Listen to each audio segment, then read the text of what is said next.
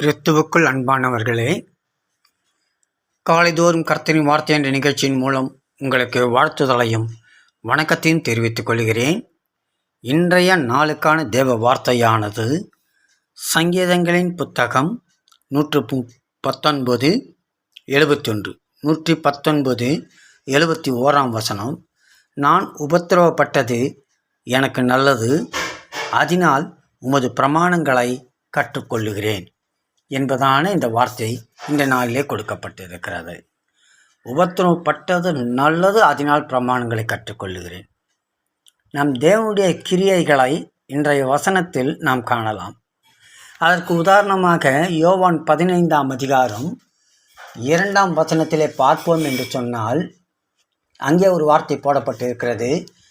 என்னில் கனி கொடாதிருக்கிற கொடி எதுவோ அதை அவர் அறுத்து போடுகிறார், கனி கொடுக்கிற கொடி எதுவோ அது அதிக கனிகளை கொடுக்கும்படி அதை சுத்தம் பண்ணுகிறார் என்று யோவான் 15:2 வாசிக்கிறோம் இல்லையா?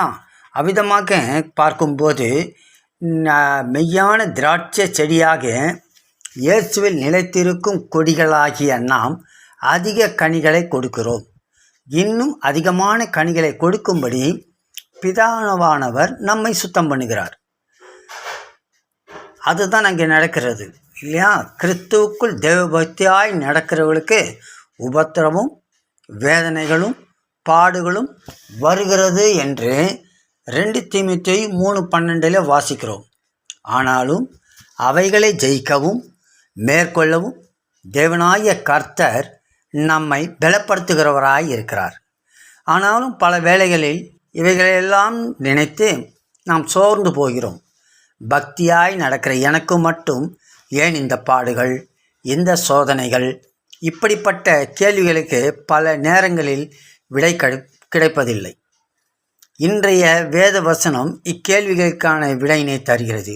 கனி கொடாத கொடிகள் அறுக்கப்பட்டு அக்கினிக்கு போகின்றன, ஆனால் கனி கொடுக்கிற கொடிகளோ மீண்டும் மீண்டும் சுத்தம் பண்ணப்படுகின்றன. காரணம் என்ன? கனி கொடுத்து கொண்டிருக்கும் கொடிகள் இன்னும் அதிகமான கனிகளை கொடுக்க வேண்டும் என்பதற்காகத்தான் அது சுத்தம் செய்யப்படுகிறது. ஏன்னாக்கா, நான் உபத்திரவப்பட்டது நல்லது, அதனால் உமது பிரமாணங்களை கற்றுக்கொள்ளுகிறேன். இந்த உபத்திரம் என்பது நம்மை இன்னும் பலப்படுத்துகிறதா இருக்குது. கனி கொடுக்கின்ற வாழ்க்கையில் முன்னேறி செல்ல உதவியாக இருக்கிறது என்பதை நாம் உணர்ந்து கொள்ளுகிறோம். தேவ பிள்ளைகளாகிய நாம் சற்று நிதானத்துடன் நம்முடைய வாழ்க்கையை ஆராய்ந்து பார்ப்போமானால் இந்த உண்மை விளங்கும். நம்முடைய வாழ்க்கையில் வரும் எல்லா பாடுகளும் உபத்திரவங்களும் இன்னும் அதிகமாக நம்மை தேவன் பக்கமாக சேர்க்கிறது என்பதை நாம் புரிந்து கொள்ள வேண்டும். இந்த உபத்திரவத்தினாலே தேவனோடு இன்னும் நாம் நெருங்கி சேருகின்றவர்களாக காணப்படுகிறோம். உபத்திரவப்பட்டது நல்லது, உமது பிரமாணங்களை கற்றுக்கொள்கிறேன் என்று சொல்ல வண்ணமாக தேவனிடத்தில் இன்னும் கிட்டு சேர்கின்றவர்களாக நாம் காணப்படுகிறோம். சின்னதான சிக்ஷைகள் நமக்கு கிடைக்கும்போது அவைகள் இன்னும் நம்மை பரிசுத்தத்திற்குள்ளாக நடத்தி நம்முடைய சுபாவங்களை பக்குவப்படுத்துகின்றன. இதைத்தான் வெளிப்படுத்தலில் பார்க்கிறோம். அவர் சொல்ல, நான் நேசிக்கிறவர்கள் எவர்களோ அவர்களை கடிந்து கொண்டு சிட்சிக்கிறேன் என்று அருமையாக அங்கு சொல்லுகிறார். பாடுகளாலும் பிரச்சனைகளாலும் இதுவரைக்கும் நம்மை நிர்மூலமாக்க முடியவில்லை. ஏன்னா தேவன் நம்மோடு இருக்கிறார் இல்லையா? மாறாக நம்மை கர்த்தருக்குள் உறுதியாக்கி இருக்கின்றன என்று தான் நாம் புரிந்து கொள்ள வேண்டும், நாம் அறிந்து கொள்ள வேண்டும், நாம் தெரிந்து கொள்ள வேண்டும். இவ்விதமான உபத்திரவங்கள் நம்மை கர்த்தருக்குள் இன்னும் கிட்டு சேர்ந்து நம்மை உறுதிப்படுத்தி இருக்கிறது, அவருக்குள் நிலைத்திருக்க செய்கிறது என்பதை நாம் அறிந்து சந்தோஷப்பட வேண்டும் இல்லையா? நான் உபத்திரவப்பட்டது நல்லது, அதனால் உமது பிரமாணங்களை கற்றுக்கொண்டேன் என்று அழகாக அங்கு சொல்லுகிறார்.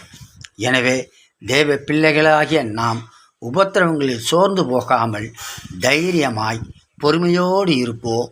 கர்த்தர் பெரிய காரியங்களை நமக்கு செய்து நம்மை ஆசீர்வதித்து கரம் பிடித்து வழி நடத்துவாராக. ஆமேன், ஆமேன்.